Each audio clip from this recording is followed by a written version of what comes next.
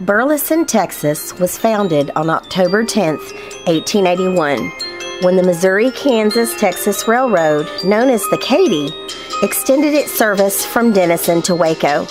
In 1881, the segment from Fort Worth to Alvarado was being laid out, and a midway depot was needed.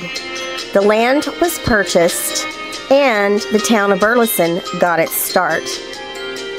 And the railroad is where we hear our first story of the paranormal in Burleson.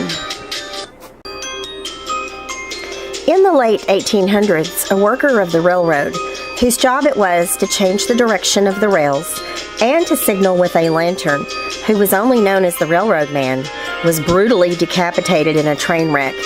Many have seen the body of the man, lantern in hand, looking for his head, which was never found after his gruesome death. Then, in 1895, much of downtown Burleson, including most of the businesses and some homes, were burned down in a massive fire. It is not known how many perished in the blaze. Then there is the matter of a serial killer named Kenneth Allen McDuff, who was known to frequent several North Texas towns, including Burleson. In fact, at least 2 of his known victims were found in Burleson. He committed at least 10 brutal murders that we know of before being executed by the state of Texas. Our investigation starts at the Old Texas Brewing Company, whose building was known as quite a rowdy brothel and saloon at one time. We know the spirit of a bartender that worked there is always on site.